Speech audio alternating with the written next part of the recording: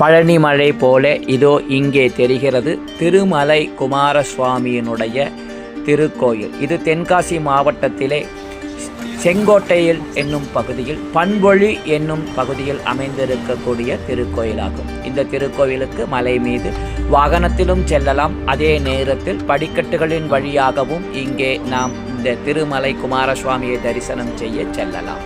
பௌர்ணமி நில ஒளியிலே இதோ தற்பொழுது திருமலை குமாரசுவாமியினுடைய தரிசனத்தை காண நம்ம செல்கின்றோம்.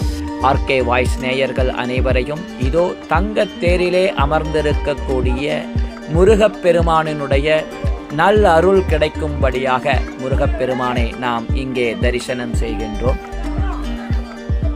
பௌர்ணமி நில ஒளியில் முருகப்பெருமானினுடைய தரிசனம், அதுவும் தங்கத் தேரிலே நமக்கு எதிர்கொண்டு தரிசனத்தை தர முருகப்பெருமான் காத்து கொண்டிருக்கின்றார்.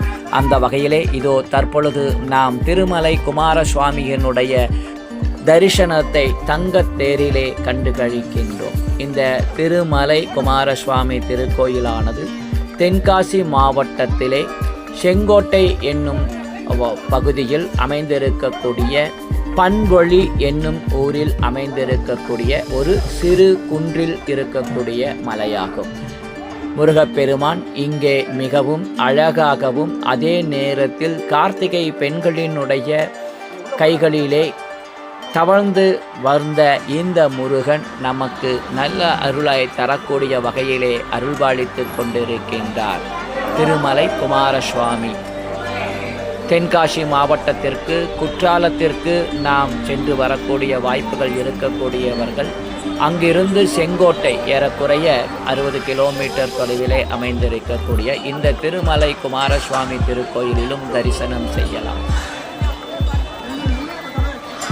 முருகப்பெருமான் நல்ல ஆள் உயரத்திற்கு இருக்கக்கூடிய முருகப்பெருமானாக இங்கே இருக்கின்றார். நாம் தற்பொழுது காண்பது முருகப்பெருமானுடைய ஆலயத்தினுடைய முகப்பு கோபுரத்தினுடைய காட்சிகளைத்தான்.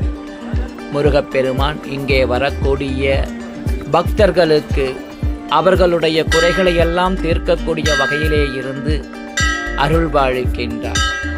வருகின்ற பக்தர்கள் எல்லாம் கந்தனுக்கு அரோகரா, குமாரசுவாமிக்கு அரோகரா என்று அரோகரா பாடி முருகப்பெருமானுடைய நல்லருளை பெறுகின்றனர்.